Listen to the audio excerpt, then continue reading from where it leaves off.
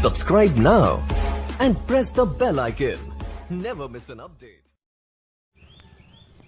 नमस्कार साथियों, स्वागत करता हूं सभी का इस YouTube चैनल पर जिसका नाम है स्टडी विद PL लोधा।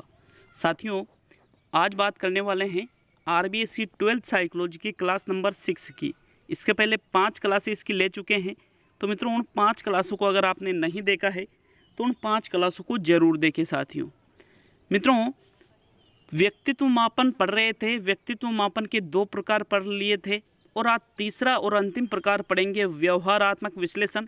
इसके बाद इस क्लास में महत्वपूर्ण बिंदु जो संपूर्ण पाठ का सार है उसको भी देखने वाले हैं, जो बहुत ही महत्वपूर्ण होते हैं। तो मित्रों, क्लास को पूरी देखिएगा।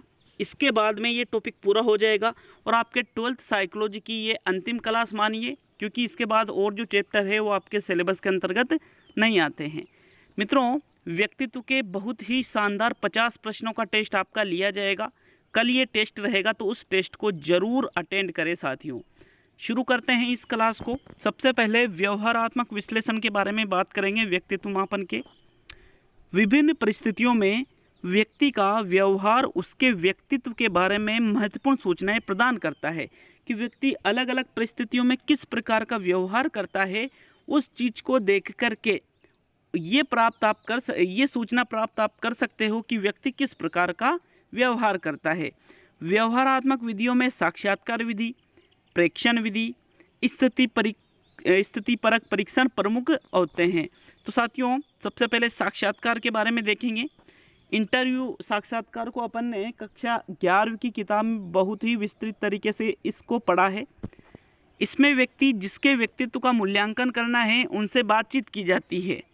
कुछ विशिष्ट प्रश्नों के द्वारा जानकारी प्राप्त कर व्यक्तित्व का मूल्यांकन कर लिया जाता है कि आपको जिस व्यक्ति के व्यक्तित्व का मापन करना है उससे आप बातचीत करोगे, कुछ प्रश्न पूछोगे, वो प्रश्नों का आपको जवाब देगा और फिर उसके बाद में उन प्रश्नों के जवाब के आधार पर आप उस व्यक्ति के व्यक्तित्व का मापन या मूल्यांकन कर लेते हो, तो वो ही साक्षात्कार विधि आपकी कहलाती है।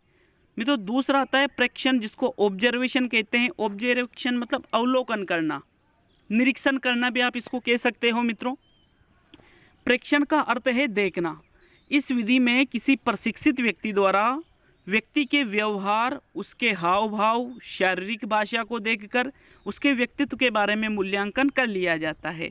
तो सीधी सी चीज़ है, जो प्रेक्षण विधि है उसमें जिस व्यक्ति के व्यक्तित्व का आपको मूल्यांकन करना है, तो हर कोई मूल्यांकन नहीं या मापन नहीं कर सकता, बल्कि इसके लिए आपको प्रशिक्षण की आवश्यकता होती है। प्रशिक्षित जो व्यक्ति है वही इस विधि का प्रयोग कर सकता है।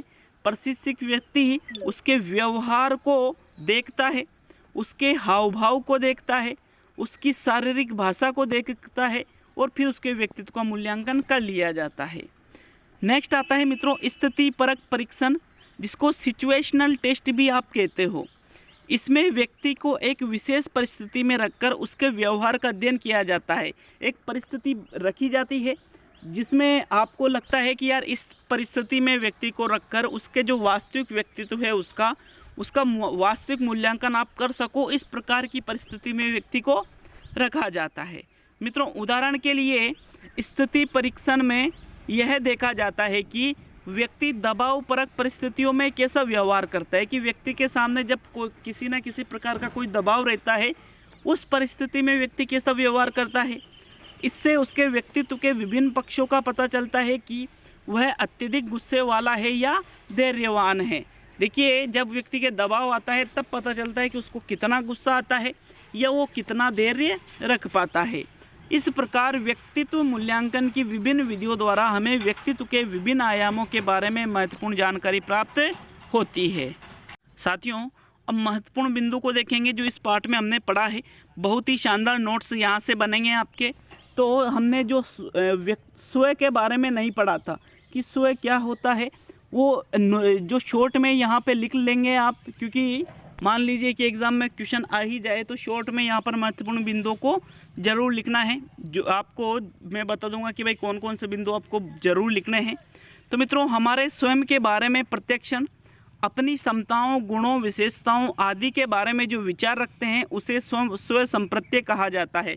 तो सीधा एग्जाम में यहाँ से क्वेश्चन बन सकता है कि स्व संप्रत्यय किसे कहते हैं, तो हम खुद के बारे में जो प्रत्यक्षण करते हैं, अपनी क्षमताओं, गुणों विशेषताओं आदि के बारे में जो आप विचार रखते हो, उसको ही कहा जाता है स्व संप्रत्यय या सेल्फ कॉन्सेप्ट भी आप इंग्लिश में इसको कहते हो। तो मित्रों, इसको आपको जरूर नोट करके लिखना है। मित्रों, इसका दूसरा बिंदु आता है, किसी व्यक्ति का स्व संप्रत्यय दो पक्षों से निर्मित होता है। पहला उसका व्यक्तिगत पहचान और दूसरा उसका सामाजिक या सांस्कृतिक पहचान। व्यक्ति का स्वयं के बारे में, उसकी क्षमताओं, योग्यताओं के बारे में लिए गए निर्णय को स्व सम्मान कहा जाता है। तो इसको भी आपको नोट करके लिखना है। स्व सम्मान क्या होता है कि यहाँ पर स्व संप्रत्यय तो क्या है, जो विचार व्यक्ति रखता है खुद के बारे में, वो तो स्व संप्रत्यय। और जो व्यक्ति खुद की क्षमताओं, खुद के बारे में और खुद की योग्यताओं के बारे में जो निर्णय करता है, उसको कहा जाता है स्व सम्मान। क्या कहते हैं मित्रों? उसको स्व सम्मान आप उसको कहते हो। नेक्स्ट इसका बिंदु आता है, व्यक्ति के जीवन में कई ऐसी परिस्थितियां आती है जब हम अपने व्यवहार पर नियंत्रण रखना होता है, इसे स्व नियंत्रण कहते हैं। तो इसको भी आपको नोट करके लिखना है। स्व नियंत्रण का मतलब क्या होता है कि आपके जीवन में कई परिस्थितियां ऐसी आ जाती है जिस पर आपको खुद को कंट्रोल रखना होता है, वही आपका स्व नियंत्रण कहलाएगा। तो इस बिंदु को भी आपको जरूर से जरूर नोट करना है साथियों। नेक्स्ट बिंदु आता है, व्यक्तित्व किसी व्यक्ति के शारीरिक एवं मनोवैज्ञानिक गुणों का एक समुच्चय है जो उसके व्यवहार को दूसरों से विशिष्ट बनाती है एवं उसके व्यवहार को स्थायित्व प्रदान करती है। यहाँ ये व्यक्तित्व की परिभाषा इन्होंने दे रखी है कि व्यक्तित्व का मतलब क्या है कि जो व्यक्ति के शारीरिक और जो व्यक्ति के मनोवैज्ञानिक गुण हैं, जब उसको आपस में मिला दिया जाता है तो व्यक्ति एक निश्चित प्रकार का व्यवहार करता है, वही व्यवहार व्यक्तित्व कहलाएगा साथियों। नेक्स्ट इसमें बिंदु है, व्यक्ति के विभिन्न प्रकार बताए हैं। इसमें त्रिगुणों के आधार पर व्यक्तित्व के सात्विक, राजसिक और तामसिक प्रकार बताए हैं। ये नोट करके लिखिए, हालांकि पहले भी लिख लिया था। नेक्स्ट, शेल्डन के अनुसार गोलाकृतिक, आयताकृतिक और लंबाकृतिक प्रकार इन्होंने बताए हैं व्यक्तित्व के। युंग के अनुसार अंतर्मुखी एवं बहिर्मुखी प्रकार व्यक्तित्व के बताए हैं। फ्रीडमैन एवं रोजनमैन के अनुसार टाइप ए प्रकार और टाइप बी प्रकार व्यक्तित्व के बताए हैं। तो ये सभी चीज़ें अपन ने पहले भी पढ़ी थी, लेकिन यहाँ शॉर्ट में इन चीज़ों को इन्होंने दे रखा है साथियों। तो डायरेक्टली एग्जाम में यहाँ से ये प्रश्न बन सकता है कि किसने व्यक्तित्व का कौन सा प्रकार बताया है। तो आपको, अगर आपने पहले नहीं लिखे थे तो ये शॉर्ट में आपको जरूर लिख लेना है। अगला बिंदु देखेंगे, किसी व्यक्ति के व्यक्तित्व को समझने के लिए उद्देश्यपरक औपचारिक प्रयास को व्यक्तित्व का मूल्यांकन कहा जाता है। व्यक्तित्व के मूल्यांकन को 3 विधियों द्वारा करते हैं। पहला है स्व प्रतिवेदन मापक, दूसरा है प्रक्षेपी तकनीकें और तीसरा है व्यवहार परक विश्लेषण। मित्रों, तीनों को ही अपन ने बहुत ही अच्छी तरीके से पढ़ा है। तो आपने अगर पहले नहीं लिखा था कि व्यक्तित्व के मूल्यांकन की कितनी विधियां हैं, तो अब लिख लीजिए, स्व प्रतिवेदन मापक, प्रक्षेपी तकनीकें और व्यवहारात्मक विश्लेषण। साथियों, स्व प्रतिवेदन मापक में मिनेसोटा बहुपक्षीय व्यक्तित्व सूची, जिसको MMPI भी कहते हैं, आइंजैक व्यक्तित्व प्रश्नावली, जिसको EPQ भी कहते हैं, 16 व्यक्तित्व कारक प्रश्नावली, जिसको 16PA भी कहा जाता है, ये स्व प्रतिवेदन मापक में महत्वपूर्ण विधियां हैं। प्रक्षेपी तकनीकों में रोर्शा-शाही धब्बा परीक्षण है, कथानक संप्रत्यय परीक्षण है, जिसको शॉर्ट में TAT टेट कहा जाता है, वाक्य पूर्ति परीक्षण है। ये प्रमुख परीक्षण है प्रक्षेपी तकनीकों के अंतर्गत हमने इस अध्याय में पढ़ा है। प्रक्षेपी तकनीकें व्यक्तित्व के मनोविश्लेषणात्मक सिद्धांत पर आधारित होती है और इसमें व्यक्ति के अचेतन मन का अध्ययन किया जाता है। जो अचेतन मन का अध्ययन किया जाता है, ये मनोविश्लेषणात्मक सिद्धांत जो है, ये इसके प्रतिपादक कौन है? सिगमंड फ्रायड ने ये सिद्धांत दिया था। मित्रों, प्रक्षेपी तकनीकें प्रक्षेपी परिकल्पना पर आधारित है। इस परिकल्पना के अनुसार यदि व्यक्ति के सामने अस्पष्ट, असंरचित, अस्पष्ट अर्थ वाले उद्दीपक या सामग्री या प्रश्न रखे जाएं, तो इन उद्दीपकों की व्याख्या करने के लिए अचेतन मन में छिपी इच्छाएं, भावनाओं को उन उद्दीपकों की व्याख्या करने में सहयोग में लेता हुआ प्रक्षेपित कर देता है। तो साथियों, जो प्रक्षेपी विधियां हैं, सीधी सी चीज़ है कि व्यक्ति के सामने उसमें कुछ अस्पष्ट चीज़ें प्रस्तुत की जाती है, असंरचित चीज़ें, अस्पष्ट अर्थ वाले उद्दीपक या सामग्री, या ऐसे प्रश्न जो अस्पष्ट हो व्यक्ति के सामने रखे जाते हैं। व्यक्ति उन प्रश्नों को देखता है और फिर जवाब देता है, और वो जवाब व्यक्ति अचेतन मन के माध्यम से देता है, तो ये प्रक्षेपी तकनीकों के अंतर्गत होता है। व्यवहारात्मक विश्लेषण में साक्षात्कार, प्रेक्षण, स्थिति परक परीक्षण आते हैं। तो इन सभी चीज़ों को आपको नोट करके लिख लेना है।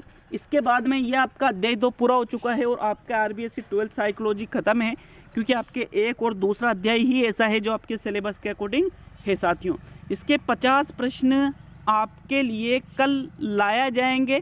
50 प्रश्नों को ज़रूर करें कल सुबह 7 बजे या 9 बजे, ठीक है, 9 बजे ही ले लेते हैं 50 प्रश्नों को, या 7 बजे ले लेंगे। हिंदी के समास का भाग सेकंड आएगा। समास का महत्वपूर्ण प्रश्नों का टेस्ट सुबह 7 बजे अपलोड कर दिया है, नहीं देखा है तो अभी देखें वीडियो को। मिलते हैं दोस्तों अब अगली क्लास में। सभी दोस्तों का बहुत बहुत धन्यवाद। इसके बाद NCERT 11th की MCQs आपके शुरू किए जाएंगे, ओनली MCQs, उसमें आपको डिटेल से नहीं पढ़ाया जाएगा, लेकिन प्रत्येक प्रश्न जो बनता है वो आपके लिए सम्मिलित कर लिया जाएगा। सभी मित्रों का बहुत बहुत धन्यवाद।